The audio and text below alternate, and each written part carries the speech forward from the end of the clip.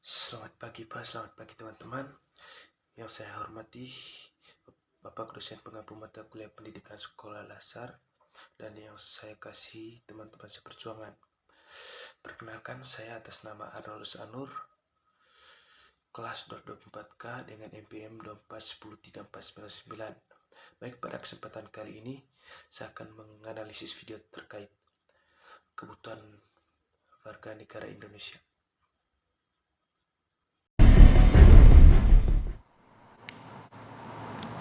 Assalamualaikum warahmatullahi wabarakatuh. Selamat malam pemirsa, apa kabar Anda malam hari ini? Kita kembali berjumpa di Perempuan Bicara bersama saya Maria Assegaf.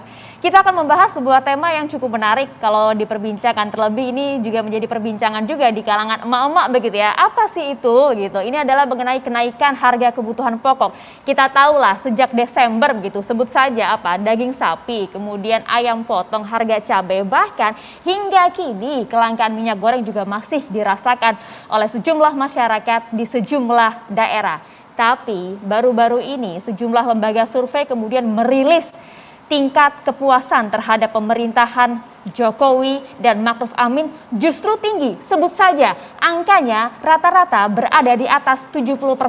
Mengapa hal ini bisa terjadi dan hasil survei berbeda dengan apa yang dirasakan masyarakat di lapangan? Kita akan bahas hal ini langsung di meja Perempuan Bicara bersama dengan sejumlah perempuan-perempuan hebat juga yang ada di samping saya. Saya perkenalkan satu persatu, ada Ibu Afiliani, pengamat ekonomi. Boleh dicoba mikrofonnya Ibu, selamat malam. Selamat malam Mbak. Sehat Ibu? Sehat alhamdulillah. Dan juga di sebelah Bu Afiliani ada Bu Dwi Ria Latifah, politisi PDIP. Sudah terlihat dari bajunya. Selamat malam Ibu. Selamat malam Mbak Maria. Iya, dan juga tentu tak lain tak bukan ya. Ini kalau sebagai pemirsa setia Perempuan Bicara sudah tahu lah ya. Bu Husnul Latifah, ini Bu Husnul Maria, dosen ilmu politik Universitas Indonesia. Sehat, Assalamualaikum. Semua pemirsa juga sehat semua ya, mudah-mudahan ya. Amin, terutama amin. Pemirsa setia Perempuan Bicara. Betul, amin. Harapan kita semua juga. Dan juga ada lagi satu wanita cantik di ujung sana. Ada Mbak Sherly Annavita, pegiat media sosial dan juga influencer muda kita. Selamat malam, Assalamualaikum. Waalaikumsalam, selamat malam Mbak Maria dan semuanya. Selamat malam, dan juga sudah terhubung bersama kami melalui sambungan Zoom ada Direktur Eksekutif Indikator Politik Indonesia, Mas Burhanuddin Muhtadi. Assalamualaikum, selamat malam Mas Burhanuddin. Waalaikumsalam, selamat malam semuanya. Selamat malam. Oke, Mas Burhanuddin, nanti kita akan tanya-tanya, tapi kita tahan dulu ya, karena kita akan melihat ini ada tayangan berikut ini mengenai tema kita, mengapa kemudian sejumlah kebutuhan pokok meningkat, tapi hasil survei justru berkata lain dengan tingkat kepuasan kesejahteraan sosial terhadap pemerintahan Jokowi Ma'ruf Amin. Berikut ini.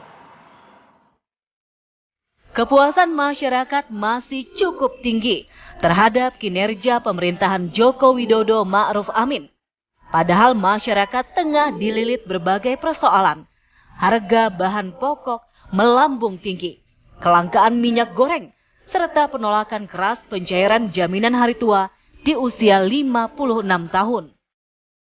Berdasarkan survei Litbang Kompas yang dilakukan Januari tahun 2022, 73,9% masyarakat merasa puas dengan hasil kinerja pemerintahan Joko Widodo.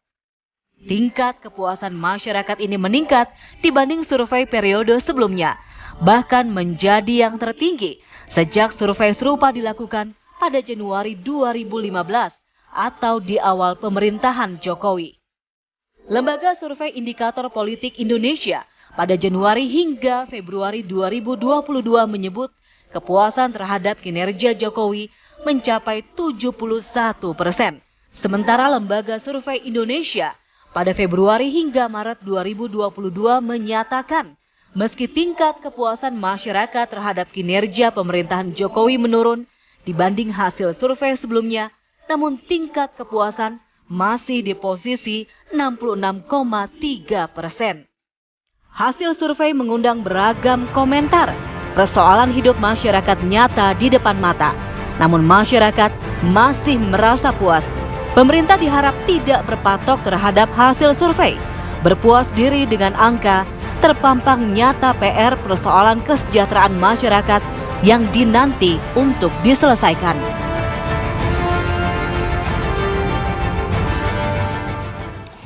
Ya, kalau itu tadi kan hasil dari lembaga survei. Kalau saya mau tanya langsung di sini, puas atau tidak? Jawabannya cukup satu kata, puas atau tidak. Saya mau tanya dulu dari Bu Afiliadi. Puas tidak terhadap kinerja Jokowi Ma'ruf Amin? Ya, artinya gini, kita harus melihat dari perspektif. Puas atau tidak, Bu? Satu kata aja. Sedang-sedang saja sih, karena ada Puas kekurangan, atau tidak? ada ketidakpuasan, ada kepuasan. Jadi ada yang bagus, ada yang nggak bagus. Nanti gitu. kita gali lagi, oke. Oke. Bu Ria, puas atau tidak?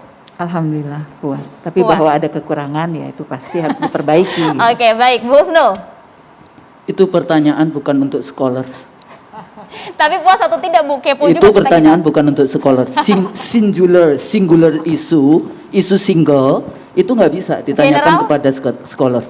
Nggak bisa karena Anda yang seperti tadi harus diturunkan kepada isu real. Ekonomi aja nggak bisa. Ekonomi puas nggak bisa. Kalau Anda scholars, ya. Tapi kalau untuk lay person mungkin. Oke, catatannya sudah banyak. Nanti kita minta keterangan ya. Kalau Mbak Shirley, kalau ditanya ini perwakilan netizen kita di media sosial, puas atau tidak sih selama ini?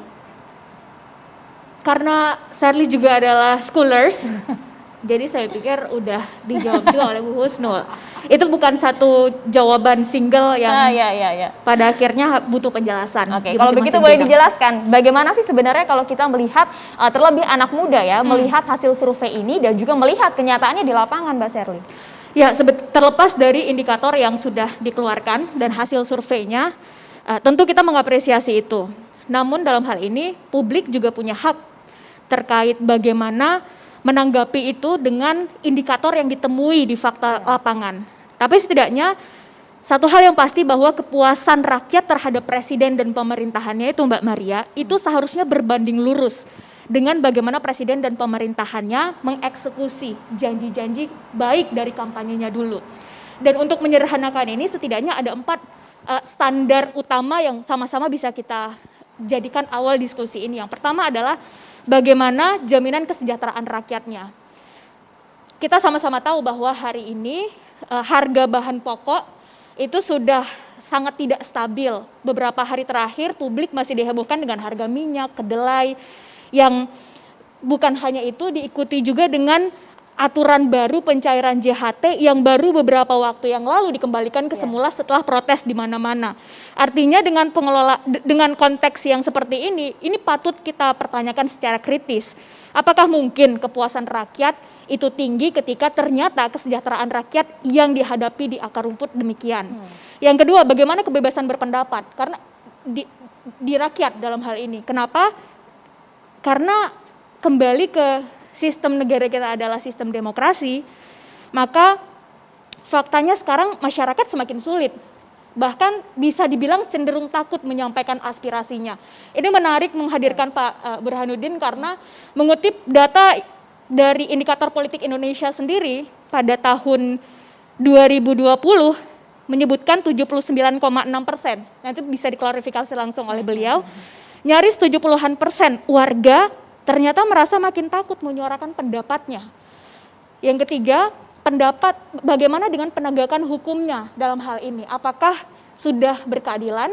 Apakah sudah tidak tebang pilih? Ini jauh lebih penting untuk kita bahas karena apakah hukum yang semakin kesini semakin kita lihat timpang dan penuh dengan ketidakpastian ini semakin menemukan titik terangnya. Contohnya banyak, mulai dari mereka yang sering berseberangan dengan pihak kekuasaan yang sangat mudah ditersangkakan dan menjadi tersangka dalam hal ini. Namun di sisi sebaliknya, ketika itu terjadi di pihak yang dekat dengan pemerintah, meskipun laporannya sudah berkali-kali masuk, namun seolah tidak tersentuh oleh hukum. Ini kan patut. Artinya kembali lagi kepada kepercayaan. Kepercayaan, karena kita memang membahas itu salah satu indikatornya. Kemudian juga bahwa semakin kesini semakin publik menemukan bahwa penegak hukum baru benar-benar serius mengeksekusi satu kasus sampai selesai setelah itu viral. Pertanyaannya, ada berapa banyak kasus yang tidak viral? Ada berapa banyak kasus yang sebetulnya tidak selesai? Contoh konkretnya adalah misalnya seperti pelapor korupsi yang baru-baru ini viral dan sudah diklarifikasi oleh penegak hukum bahwa ada terjadi kesalahan. Oke, kalau viral, bagaimana kalau enggak? Dan kita sama-sama tahu bahwa ini adalah fenomena iceberg. Di kalangan anak muda juga kita tahu ada kasus Crazy Rich yang baru juga akhirnya terungkap Padahal viral. itu sudah dinyatakan ilegal. Belum lagi data dari YLBHI dan imparsial terkait banyaknya tindakan kekerasan, penahanan, penyiksaan oleh aparat hukum.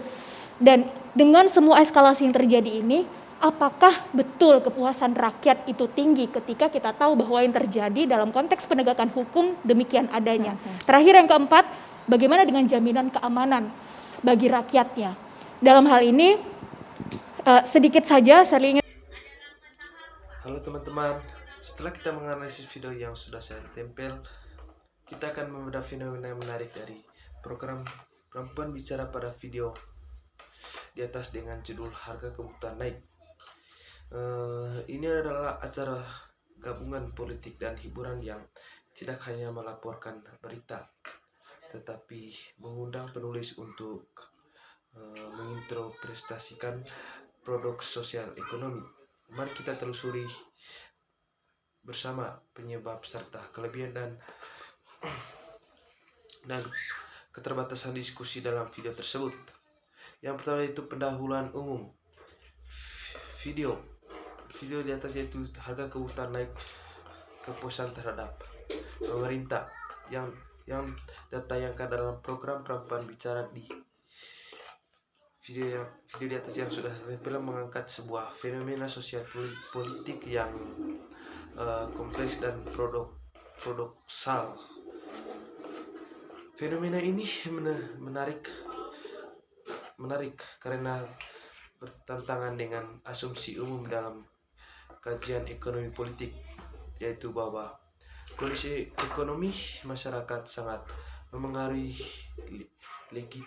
legitimasi dan kepuasan publik terhadap pemimpin atau pemerintah. Dalam video ini kita diajak untuk memahami sebuah kenyataan sosial bahwa kenaikan harga kebutuhan pokok tidak secara otomatis menurunkan tingkat kepuasan masyarakat terhadap pemerintah atau kondisi ini memunculkan pertanyaan kritis tentang bagaimana masyarakat Indonesia membentuk persepsi politik serta faktor apa saja yang mempengaruhi penilaian publik terhadap pemerintah. Program ini tidak bertujuan untuk memberikan jawaban tunggal, melainkan membuka ruang diskusi, interpretasi, dan refleksi. Yang kedua itu konteks sosial, ekonomi, dan politik Indonesia. Kondisi ekonomi sebagai latar belakang. Kenaikan harga kebutuhan pokok merupakan isu yang langsung dirasakan masyarakat, mempengaruhi rumah tangga kelas menengah dan bawah, berkaitan dengan inflasi, distribusi barang, dan daya beli. Dalam kehidupan sehari-hari, kenaikan harga sering dimaknai sebagai beban hidup yang meningkat, penurunan kesejahteraan, kegagalan pemerintah dalam mengelola ekonomi, atau menurut persepsi umum. Namun video ini menunjukkan bahwa makna ekonomi masyarakat tidak selalu linear dengan penilaian politik. Kemudian yaitu konteks politik. Kepemimpinan pemerintah Jokowi dikenal dengan citra pemimpin merakyat. Fokus pada pembangunan infrastruktur, sering turun langsung ke lapangan. Gaya komunikasi sederhana, citra ini membentuk hubungan emosional antara pemimpin dan rakyat yang dalam banyak kasus lebih kuat daripada indikator ekonomi semata. Video ini berada dalam konteks tahun-tahun akhir masa kepemimpinan Jokowi, dinamika politik nasional yang kompleks, polarisasi politik pasca pemilu. Yang ketiga itu karakter program Perempuan Bicara. Identitas program Perempuan Bicara merupakan talk show opini berbasis diskusi mengangkat persepsi perempuan dan masyarakat sipil. Program ini tidak mengklaim netral mutlak, tetapi menyajikan dialog, menghadirkan narasi sosial, mengajak audiens berpikir. Yang kedua yaitu posisi media dalam diskusi publik. Sebagai media televisi nasional memiliki pengaruh besar dalam membentuk opini publik. Tidak hanya menyampaikan fakta, tetapi juga frame berita, menentukan sudut pandang yang ingin ditonjolkan. Video ini adalah contoh media sebagai arena wawancara, bukan sekedar penyampaian data. Itu yang keempat yaitu isu utama dan struktur diskusi video. Isu 1, kenaikan harga kebutuhan pokok. Dalam diskusi, kenaikan harga diposisikan sebagai fakta ekonomi yang tidak terbantahkan. Masalah struktur dampak dari faktor nasional dan global. Namun video ini tidak menjadikan isu ini sebagai titik akhir, melainkan sebagai titik awal analisis sosial. Isu yang kedua yaitu tingkat kepuasan publik. Kepuasan publik dalam video ini didasarkan pada survei atau opini yang disebutkan narasumber, dipahami sebagai persepsi bukan angka mutlak. Berkaitan dengan kepercayaan, harapan, dan evaluasi subjektif. Yang kelima yaitu produk sosial politik yang diangkat. Produk utama yaitu ekonomi terasa berat, tetapi legitimasi politik tetap kuat. Produksi ini menunjukkan bahwa manusia tidak selalu bertindak rasional ekonomis. Faktor psikologi dan simbol sangat berpengaruh. Politik adalah sosial persepsi, bukan hanya realitas objektif. Yang keenam yaitu penjelasan sosial terhadap ekonomi. Teori persepsi sosial dalam sosial, persepsi publik dibentuk oleh pengalaman pribadi, narasi media, lingkungan sosial, identifikasi emosional masyarakat biasa, merasa ekonomi sulit tetapi tetap percaya pada niat baik pemimpin. Berikutnya itu budaya politik patrimonial dalam hidup politik Indonesia.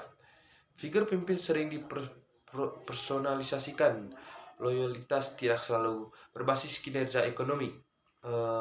Ada toleransi terhadap kesulitan ekonomi jika pemimpin dianggap baik. Video ini secara implisit mencerminkan budaya tersebut. Yang ketujuh yaitu analisis media dan framing. Cara media membagikan isu. Judul video sendiri sudah bersifat provokatif. Harga kebutuhan naik, kepuasan terhadap Presiden Jokowi tinggi. Tanda tanya menunjukkan tidak ada kesimpulan mutlak. Mengundang diskusi, mengarahkan pemirsa untuk berpikir. Resiko biasa media sebagai media opini, narasi biasa selektif. Sudut pandang tertentu lebih ditonjolkan. Tidak semua data disajikan secara lengkap. Ini bukan kesalahan, tetapi karakter talk show. Yang ke-8 yaitu kelebihan video. Mengangkat isu nyata masyarakat, menunjukkan kompleksitas penilaian publik, membuat ruang berpikir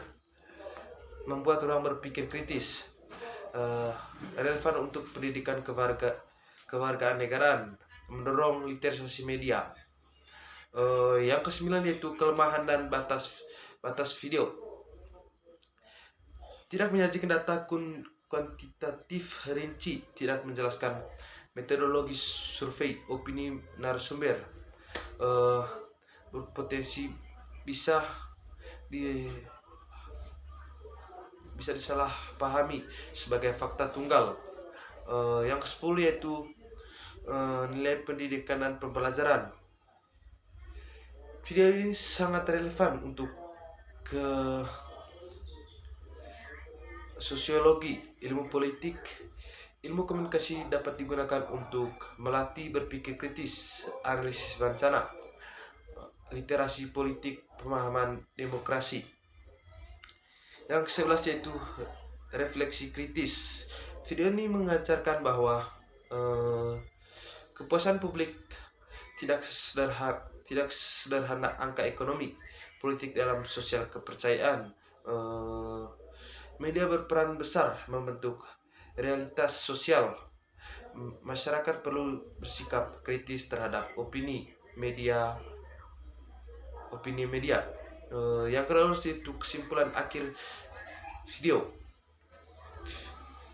Harga kebutuhan naik, kepuasan terhadap Presiden Jokowi tinggi adalah refleksi atas komplikasi hubungan antara ekonomi, politik, dan presensi masyarakat Indonesia.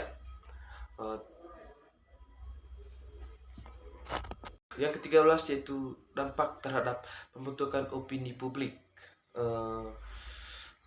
Video ini memiliki potensi besar dalam mempengaruhi dan mengarahkan opini publik, terutama karena ditanyakan oleh media arus utama yang memiliki jangkauan audiens luas. Tayangan seperti ini hanya berfungsi sebagai hiburan atau diskusi ringan, tetapi juga sebagai alat konstruksi realitas sosial. Dalam konteks ini kita tidak hanya menerima informasi, tetapi juga mengadopsi sudut pandang tertentu, menyerap narasi yang dianggap masuk akal, menyusun pemahaman tentang kondisi politik dan ekonomi.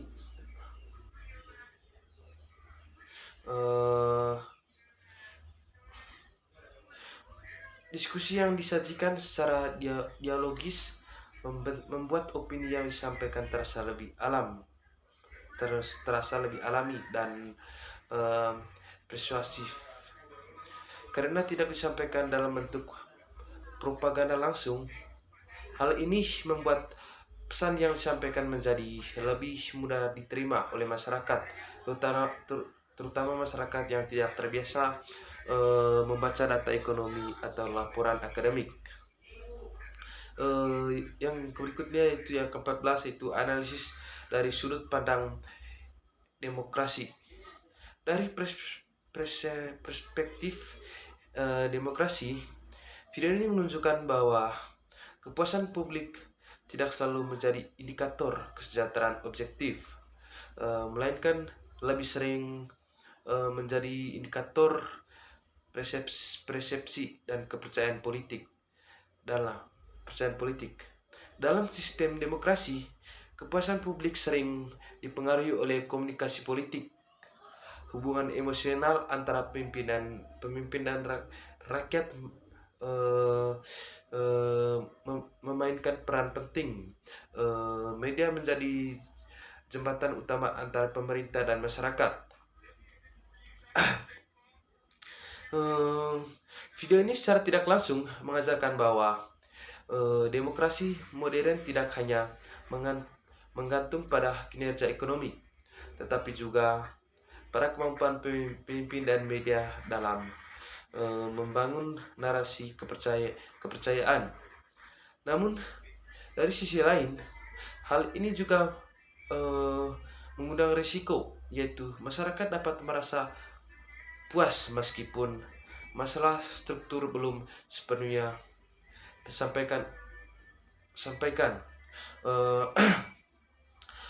Oleh karena itu, seperti dalam video ini, pentingnya tetapi harus diimbangi dengan kesadaran kritis masyarakat. Masyarakat untuk menganalisis video ini dengan jelas dan baik. Yang ke-15 yaitu analisis kritis dan penutup komprehensif secara keseluruhan. Secara keseluruhan, video harga kebutuhan naik kepuasan terhadap Presiden Jokowi tinggi dapat dipahami sebagai cerminan komplikasi kehidupan demokrasi di Indonesia. Mana realitas ekonomi, persepsi publik, budaya politik, dan farming media sering berinteraksi secara dinamis. Video ini menunjukkan bahwa kenaikan harga kebutuhan pokok adalah realita ekonomi yang nyata dan dirasakan langsung oleh masyarakat. Kepuasan terhadap kepemimpinan merupakan konstruksi sosial yang dipengaruhi oleh banyak faktor non-ekonomi. Media berperan besar dalam membentuk cara masyarakat memahami dan menafsirkan realitas sosial masyarakat Indonesia. Memiliki kecenderungan menilai pemimpin secara holistik, tidak semata-mata berdasarkan indikator ekonomi. Dengan demikian, video ini tidak seharusnya dipahami sebagai pembenaran atau penolakan terhadap suatu pemerintahan, melainkan sebagai bahan refleksi kritis tentang bagaimana opini publik berbentuk dan dipertahankan. Kesimpulan akhir besar atau finish conclusion. Video ini mengakses bahwa hubungan antara ekonomi politik tidak bersifat linear dan kepuasan publik bukanlah cerminan tunggal dari kesejahteraan masyarakat. Kepuasan publik lebih tepat dipahami sebagai hasil dari persepsi sosial. Kepercayaan terhadap kepemimpinan narasi media seringkali